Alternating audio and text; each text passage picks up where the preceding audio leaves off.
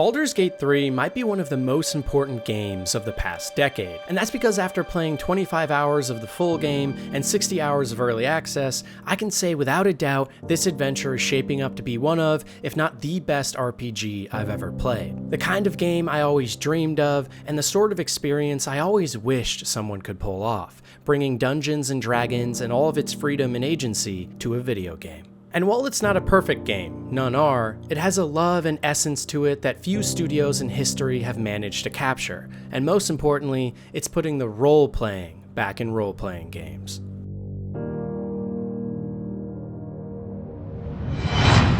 But first, let's talk business.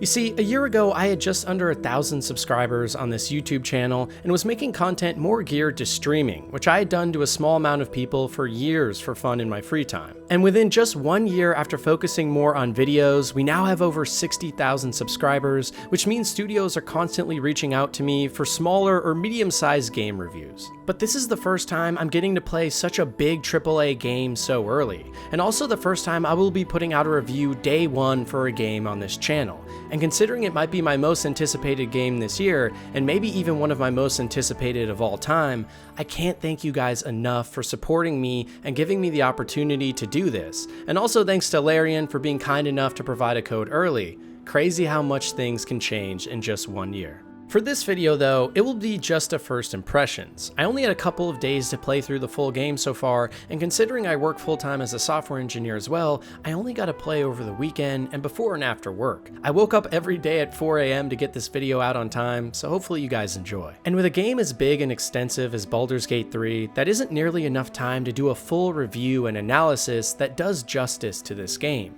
So if you're looking forward to that, make sure you subscribe because I will be putting one out after I put the proper amount of time and effort into this game that it begs for. But regardless, I still have played an extensive part of the full game, including many parts that have never been seen before like Act 2, and I can say without a doubt, you guys are in for a treat. The game starts like most, with character creation, where you can select either your own custom character or one of 7 origin characters, who are people you can recruit into your party in game, but if you choose to play as them through the game, you get more backstory and cutscenes on them, also while making decisions for their story. I highly recommend you guys do your first playthrough of this game as your own custom character, because while playing as the origin characters is cool, it will spoil a lot of the story and motivations that you would otherwise had to have had the pleasure of figuring out on your custom character in your first playthrough. Save the origin characters and especially the Dark Urge for your second or third playthrough. Trust me. I have to be honest though, I've never really cared all that much about creating characters in the games I play. Even in my favorite RPGs, I tend to just move through these sections quickly. All I care about is my class and abilities, but otherwise I just pick the most generic looking guy with a cool haircut. Baldur's Gate is different though, because this game is built so much around reactivity and choice and consequence, every decision you make here in character creation can have drastic effects on your game world. For example, if you play as a drow, people on the mainland will oftentimes be scared of you and the rumors they have heard of your kind, letting you literally just bypass some of the biggest fights early on. If you play as a gnome or tiefling, you'll be able to fit into smaller holes and secret passageways hidden all over without the aid of a shrinking spell or some other magic. And on top of all the races, each class in game has 3 or more subclasses too, all with their own flavor and variety that also affect the world greatly. Want to be a wizard that is a necromancer that raises an undead army to fight for him? Go for it. Want to be a wizard that instead focuses on divination and seeing into the future and making predictions? Be my guest. Want to just be the type of wizard that hurls fireballs and makes everything explode? Yeah, I made Gale Evocation too. And that is just one class. Each has their own subclasses with their own unique abilities and spells that drastically alter how you will play through the game. And all of this means that making your character here in Baldur's Gate 3 is probably more important than any other game I've ever played. And because there are so many cutscenes with your character in them as well, I recommend you spend a good amount of time here making your character look and feel the way you want them to play. That way you won't have to do much respecking or restarting later on. Luckily for us though, the character creator itself is absolutely fantastic.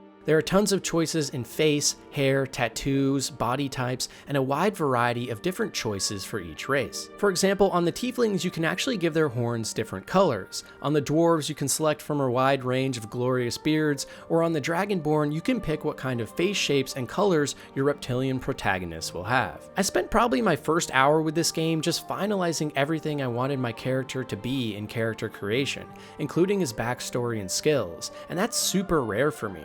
For those of you that love theory crafting different builds and characters, you're going to love this game. But after character creation, you finally get into the meat of the adventure, the things you guys all really want to know about. So first off, let's just go over my first impressions of the full release of this game, from someone that also played a ton of early access, and then after we can dive deeper into what makes this game so awesome. And well, everything is better. A lot better. The UI is much improved, including much easier to understand menus and inventories, a huge upgrade to the map that makes it actually enjoyable to use, and so many other little quality of life enhancements that I couldn't possibly list them all here. Before, every key and camping supply item you picked up took up a space in your inventory, but now you have little bags and key holders that simply take up one spot in your inventory, and all of those items of that type go into that holder, nice and organized without you having to do anything. On top of this, the game now has much more extensive crafting systems, where you can make all manner of different potions and items,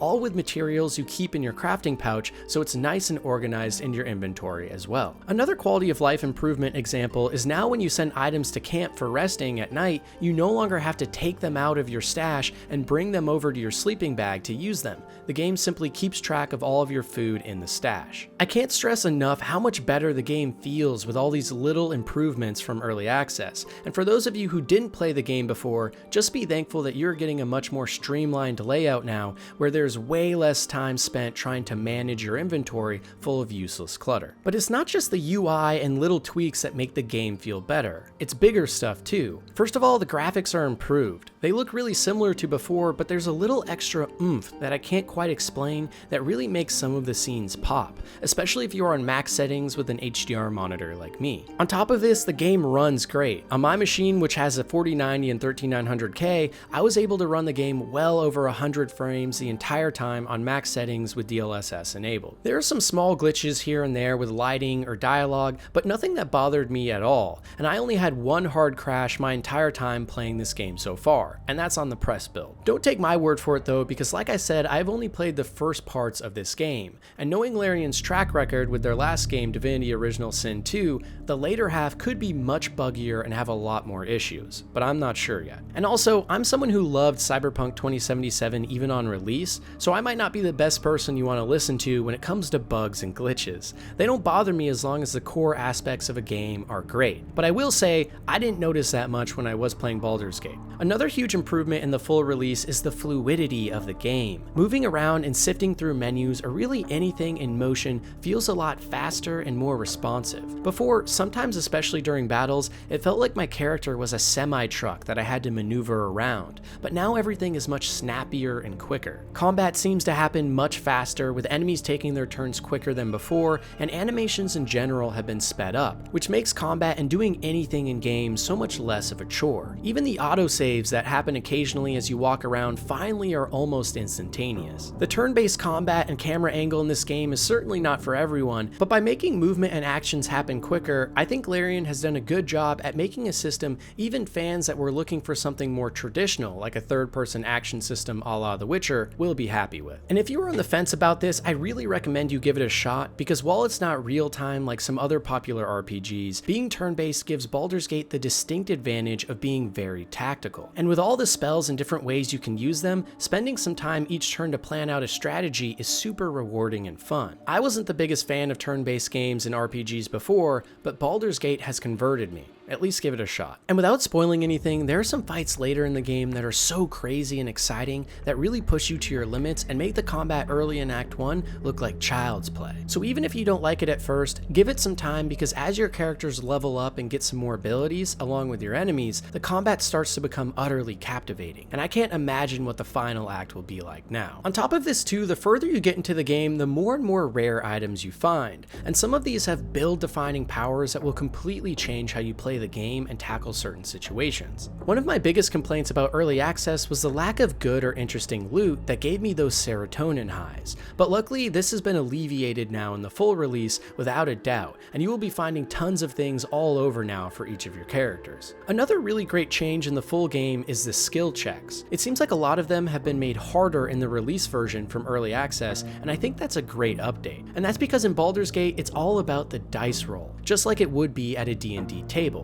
Whenever you try to persuade a character or picklock a door, or often when trying to accomplish anything in the world, you get met with a screen where you can roll a 20-sided die and add any modifiers you have in order to try and hit a specific number to pass the check. And whether you pass or fail, the game rewards you with real consequences for your actions and choices. The reason making the skill check system harder is awesome is because it makes it so you think about each decision more, whether it is for something you will say or something you will do. And honestly, I just think this system is so much better than what we see in other RPGs. For example, in one of the most beloved role-playing games of all time, Fallout New Vegas, when you do a speech check, you either have the stats or you don't. If you need 10 strength to push the NPC and you don't have it, you just can't choose that option.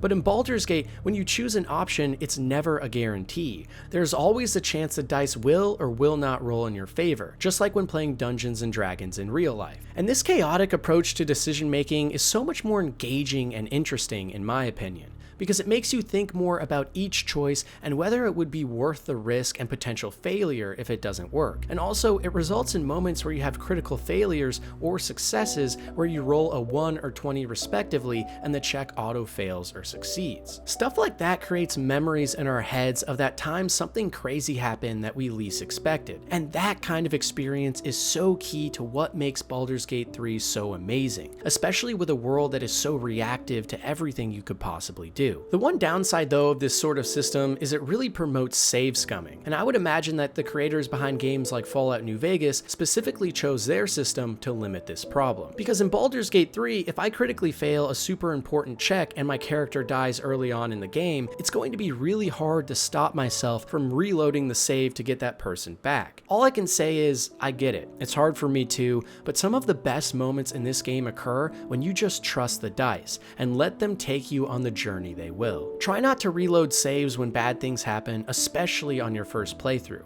because that is what will make it your own journey. For the future though, I do hope Larian or some other studios can figure out a way to stop or limit save scumming with a dice roll system, because it really is just more interactive and fun, but it's hard to stop reloads at important moments. Another quick thing I want to touch on too is just how awesome the music in this game is. Whether it's the slower moments in your camp with melodies that are emotional and deep, or the fast-paced action beats in combat, the music in this game is absolutely phenomenal. And there were multiple times the tracks were so good, I just stopped playing and listened. I know most people say good video game music should be unrecognizable and just fit into the background, but I disagree. When a composer has done this good of a job, you hear it in your soul. And there were multiple times I was playing where the main character was the music, and I think this is a really awesome thing. And this extends to the sound effects too. Once you start getting to level 5 and above, some of the sound effects and animations on the spells are so awesome and make you feel really powerful. Overall, the game has just been greatly improved from early access, and the systems and overall game design is really superb. It's a foundation for an adventure I hope will only get better and better, but you'll have to wait for when I finish the game to know that. Regardless though, you can feel the passion and love the devs poured into this game, and I don't think I've ever played a big budget game quite like this where it feels like every single person in every department gave it their all, whether it was the writing, the story, gameplay, presentation, or just how the game manages to fire on all cylinders regardless of how you analyze it. This team and their leadership really care about this game, and I don't know that because I talk to them, I know it because I can see it when I play.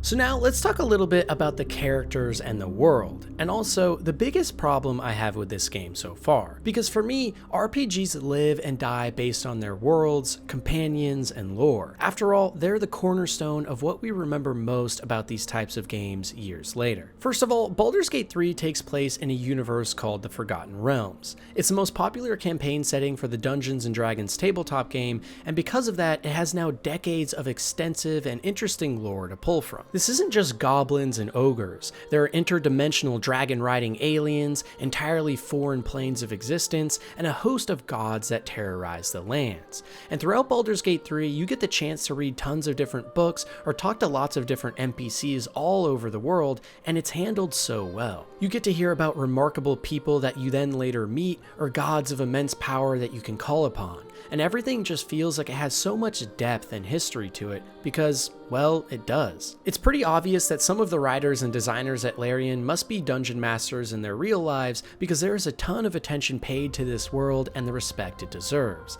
And that's coming from someone that never actually got into D&D myself, but now after only playing Baldur's Gate 3 for a short time, I can't get enough of this world and its lore. There are so many different locations that vary from scary to otherworldly to beautiful, and in each area there are new things to discover that teach you more about this fantastical world and the people, creatures, and politics within it. And this level of immersion is only heightened by all the fantastic quests. Each and every main, side, or companion quest you go on has multiple different permutations and possibilities, and it makes the story that much more engaging when all of the choices you make have a big effect on each mission, and those consequences carry over later into the game where you get to see how things played out. Like meeting a character who you saved earlier in the game, for example, and that leading to an entirely new quest line later, which for me is exactly what I like out of my quests and games. Their voice acting is great, the writing is impactful, and there are a lot of slow and fast-paced scenes alike with each character that really fleshes them out.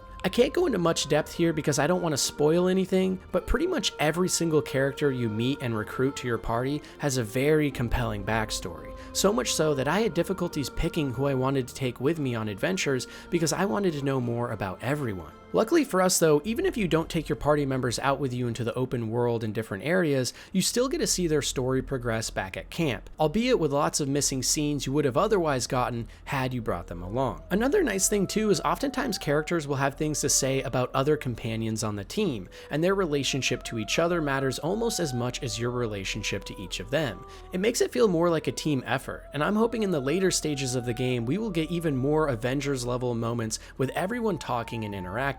But that remains to be seen. The one issue I did have with the characters though, and this is going to sound weird, but they are all way too damn horny. I swear at the start of the game, I felt like I was an attractive woman on Tinder, where absolutely anything I said or did, my companions responded with a resounding, "I see what you're saying, but we should have sex right now." Literally before I even had the chance to speak to and get to know any of these characters, they were heavily flirting with me and begging for some attention. And while I could only wish I had this effect on women in real life, in game it honestly just felt weird. I wish Larian had toned it down just a little bit. I get how cool it is being able to romance companions or have relationships with an actual bear, and I think that stuff is fine, but the characters and their stories and acting are so great on their own. I don't need them to desire me too quickly in order to get attached. In fact, I think they would have been better served to just make more of the characters sexually reserved at the start.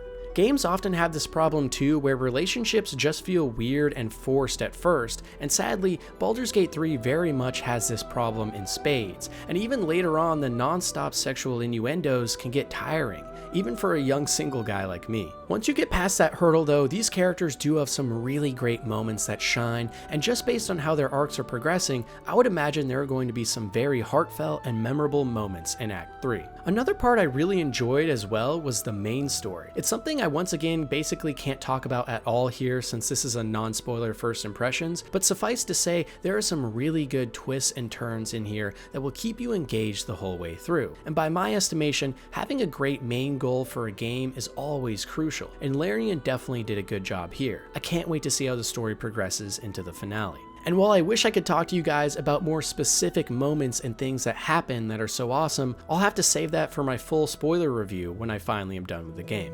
What I can speak more about though is just how awesome the gameplay on offer here is. I mentioned earlier how many possibilities you have in character creation and dialogue choice, but something else the game has in droves is variety in combat. There are tons of different encounters with a wide array of enemies with different skill sets, and especially once you get to Act 2 and beyond, the stuff most people haven't seen yet, there are some really cool engagements that make you think and push you to your limits with your spells and equipment. The game, even on normal difficulty mode, can be seriously challenging at times, but always in a fair way. Every time I lost a fight and had to reload a save, it felt like it was my fault and I could have done something better. Oftentimes environments will have interesting things you can do, like when I fought a giant spider in a secret underground cave and kept dying to it, only to discover I could trick it into standing on one of its webs over a massive hole, and then I threw a fireball at the web which caused the spider to fall to its death. After which I casted Featherfall and floated down this massive chasm miles deep into a secret area, only to find the spider and loot its rotting corpse. Not only does each class have lots of choice outside of combat on how to structure their build, but within combat there are so many things you can do. One time I used my bard to play a song to distract some enemies while I casted a silence spell around some sleeping foes nearby and started to attack and kill them one by one. Not only did this silence magic negate their spells, meaning they could barely fight back, but it also muted their sounds, meaning when they started screaming for help from their nearby friends, no one could hear them, and instead they stayed lost in the trance of my song. Moments like this show just how deep Baldur's Gate 3 really is. Each and every spell can be used either in a straightforward combat sense or oftentimes ingenious ways that make you so excited for all of the game's possibilities. For example, as a druid, you can wild shape into different animal forms with special abilities to fight in combat, but you can also change into these animals outside of combat to talk to other animals or scare townsfolk. And the game even accounts for you being in these wild shape animal forms when in cutscenes, meaning if you transform into a giant spider and start talking to your companions, you will be treated to hilarious moments where your companions are calling you out, all while a high-level cutscene of a giant spider talking to people plays out. The fact that the game even reacts to these ridiculous things that you can do is a testament to just how deep it is. And trust me when I say there are a lot of things you can do in this game where you would expect the game wouldn't ever recognize it, but it does. But even just the core and straightforward combat is great too.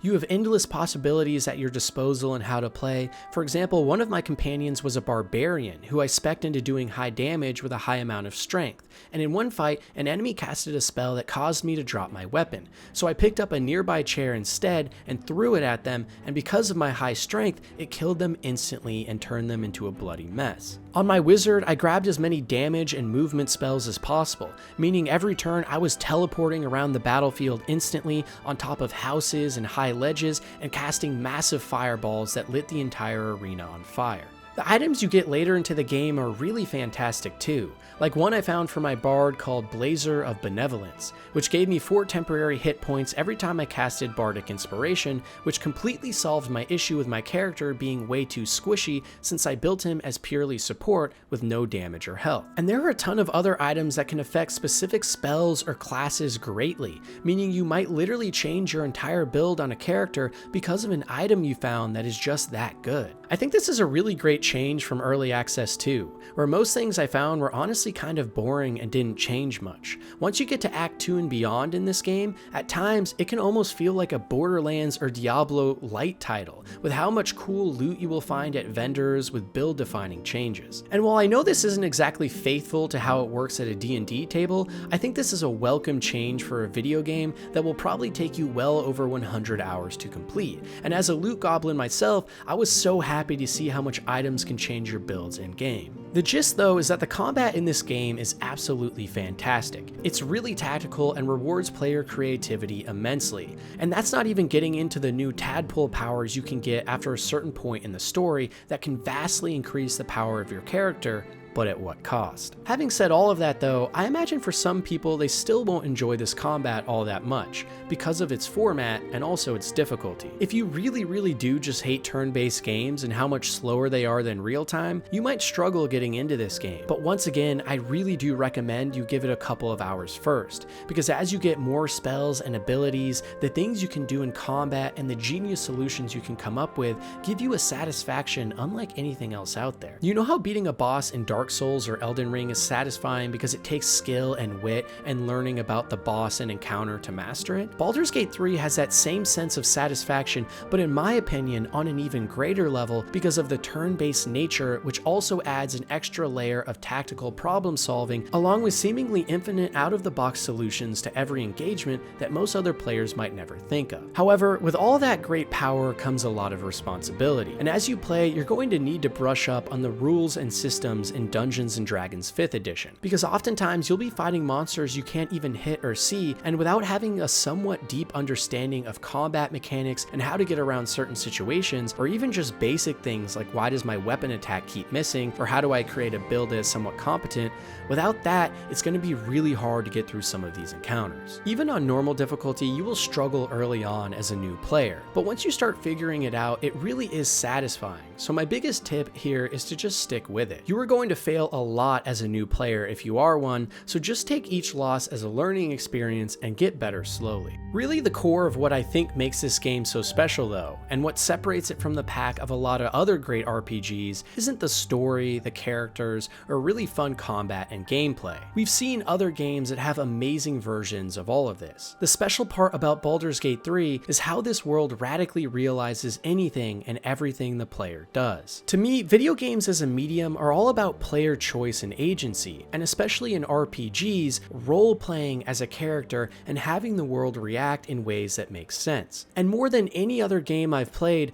Baldur's Gate 3 lives up to that promise. There's some truly unbelievable situations in this game where you jokingly think to yourself, what if I could do that? That would be so cool, but obviously there's no way the game accounted for that, and the game does. I'll give you two examples. At one point, I had saved a man trapped in a burning building, and when we got outside, he told me he needed to find a loved one who was also trapped inside, but that he was too weak to go in himself. So I went inside and found a dead woman on the floor. I went back to him and told him the grave news and watched as he, despite his injuries, rushed into the building and sobbed at her side. But then I got an idea. What if instead of telling him first, I instead casted Speak with the Dead on the lifeless body to figure out what was going on and then talk to him? So I reloaded the save, and lo and behold, it actually worked. I was able to figure out that the man was in fact telling the truth and learn more about this woman's past and what had happened to her, along with a hint that there was some secret treasure nearby. I then went down and had new dialogue options with the man that were never there before. But then I thought, what if instead I brought the body to the man and then casted Speak with the Dead right in front of him? Surely the situation would play out like it did before. So I reloaded my save again and did just that.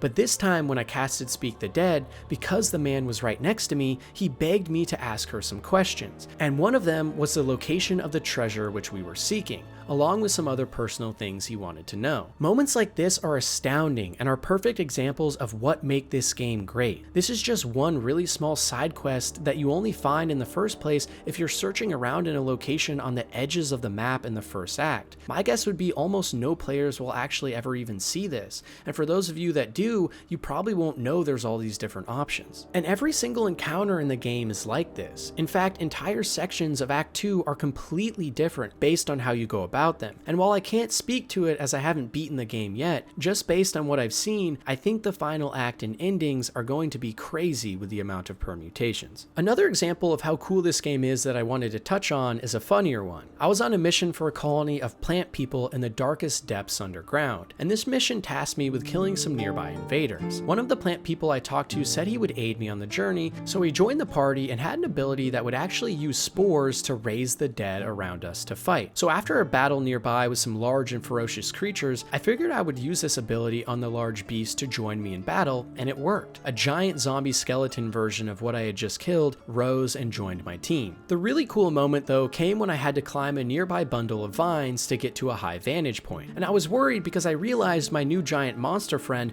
probably wouldn't be allowed to come up. But to my surprise, when I climbed up the vines, right behind me came this giant monster with its own custom animation to show how it would get up the ledge. Attention to detail like this is something you rarely see in games, and when the world radically realizes your actions like this and creates such believable consequences, it makes the entire journey that much more rewarding. Most people will likely never see this animation in this situation, and you could have cast this spell on a whole host of other creatures as well, so knowing Larian put the time and effort in to make each of them make sense shows how much love and care was put into this game. Also, for anyone curious, don't worry, both of these moments are smaller ones from Act 1. As much as I wish I could speak some more about a lot of the cool stuff that happens later, I won't spoil it for you here, and once again, that'll be in my final spoiler deep dive analysis. Really, as much as possible, it feels like Baldur's Gate 3 tries to say yes to everything the player asks, and that's why more than any other game I've I've ever played, it feels like a true rendition of Dungeons & Dragons, with all the heroic and ridiculous things you can say and do alike. In my opinion, it's the most impressive thing a game can do, because it's what separates games from other media like movies, books, and music. They can react to player input and agency and craft a narrative that will be completely personal to the person playing it. Games can give you that sense of pride that no other medium can. That sense that you accomplished something. You figured out the genius plan. It wasn't just a story already planned out. And last off, I want to voice any of the lingering concerns or thoughts I have about things that Larian could hopefully improve for the future. Because while this game is great, as I said, no game is perfect. First of all, there are some bugs and glitches here and there. If anything, it's a lot less than I was expecting with a game this big that also pushed its release early a month, but for sure, here and there you will see some lighting issues and flashing or random cups floating in the air in a cutscene, or even sometimes weird camera angles stuck in the ground. Bugs like this honestly don't bother me at all though in the slightest, so I have trouble even speaking to them because for other people, this could be very annoying for you, but for me, I was astounded at how well the game ran and how few bugs there were in the first place. I think with any project this ambitious, you have to provide some leeway. As a coder myself, I know the pain. The few bugs I did encounter though that were annoying were when a cutscene would randomly cut off mid-sentence or bug out. The few bugs I did encounter that were annoying though were when a cutscene would randomly cut off mid-sentence or bug out, or if one of my choices was registered by the game wrong and something incorrect happened. These were very rare, but obviously hurt the experience. But once again, nothing a quick reload can't salvage, and it was rare enough I wasn't bothered in the slightest. However, having said that, remember I haven't played the full game, and a majority of what I did play was from early access, meaning it probably is the most polished part of the entire journey. Outside of bugs though, most of my gripes would be minor quality of life fixes. For example, sometimes right after a combat encounter, an NPC will try to talk to you, but they will talk to whomever you were using last in combat, which may have been a companion who is bad at speaking, so it ruins the encounter and you either have to reload or accept being non-optimal. Maybe a fix here would be if someone else other than you starts a conversation, you can pick who speaks, with it defaulting to your character, which would otherwise be changed in the option menu. Another smaller gripe is that combat can take a long time sometimes. With the high miss chances, especially if you aren't using karmic dice in the options menu, along with the low damage and high health pool enemies occasionally, the engagements can feel so drawn out at points, and I imagine a lot of the mainstream audience that plays this game may struggle in the bigger fights where there's so much going on and it takes forever, and if you lose, you gotta start over. I personally love it because of the challenge and tactical nature, but keep that in mind for anyone who is stepping into the genre for the first time. Outside of that, my only real major gripe with the game is how weirdly sexual the characters are, as I mentioned before, and sadly, this is probably something that can't be changed all that much. Just lessons for the future. But overall, most of my complaints are just smaller gripes or things that could potentially be fixed in a game that otherwise shines so brightly in so many ways. I have loved a lot of games in my life, especially RPGs. I remember as a kid playing things like Oblivion, Mass Effect, and Final Fantasy, and as I grew older, trying new experiences like Fallout New Vegas and The Witcher or Cyberpunk. And recently too, I've been playing a ton of more hardcore games like Pathfinder, Wasteland, and Pillars of Eternity. And if I had one thing to say about Baldur's Gate 3 to hit home just how good it is, it's kind of the best version of most of these. It has the deep characters and party dynamics of the BioWare games of old. It has the exploration, world, and music that begs to be analyzed from series like Elder Scrolls and Fallout, the slower character moments and great presentation from a Cyberpunk, and it also has those extremely deep mechanics and systems that intertwine upon each other from greats like Pathfinder. But where Baldur's Gate 3 really takes it to the next level in my opinion is how it's evolving the RPG genre as a whole. For those of you that watch my channel, you already know my favorite series of games are immersive sims. Things like Prey, Dishonored, and Deus Ex. Worlds that provide the player with what sometimes feel like limitless freedom to solve problems and tackle missions in any way they see fit. And this philosophy has carried over into Larian's DNA and the grand RPGs they create. Feeling like you can do almost anything in a game world is more rewarding than my words could ever express, and I can't overstate enough just how deep and mechanically interesting this entire game is. I know whenever I go on a mission in Baldur's Gate that there will be so many different ways to solve solve it. So many different permutations that could happen, and likely most people won't even see a fraction of all the things that this game has to offer. But that's what makes games special. The ability to tell your own story, forge your own path, and have an endless library of code that will recognize seemingly any action you throw at it in interesting or believable ways. Other games have told amazing stories, or had characters we'll never forget, created worlds that we could get lost in, or gameplay that was so fun you couldn't put the controller or keyboard down. But finally, for me at least, it feels like we have an RPG that is living up to what RPGs promised in the first place. A universe where you can do anything and create your own story. Dungeons and Dragons fully realized. So yeah, I like Baldur's Gate 3 a lot so far. But you never know, my opinions could always change, so you guys will have to check back for the full review in some time when I'm ready to speak on what I actually think of the full game. But for now, I hope you guys enjoyed this short look into my experience with one of my most anticipated games this year, and also my first time ever doing a day one review on this channel. It's kind of a nerve-wracking thing because I don't know what other people will think about this game. Every other time I've reviewed a game, I wrote my review knowing whether or not my opinion was going to be popular or not. But here, maybe my thoughts will be completely different from other people. Maybe others had more bugs and glitches or a worse or better time. Only time will tell. I will say though that without a doubt, I have enjoyed my time with this game so far. And even from what I have already played, this game is well worth the price of admission, no question. And as always, thank you guys so much for the support and liking and sharing my videos. It's what got me this opportunity to review this game in the first place,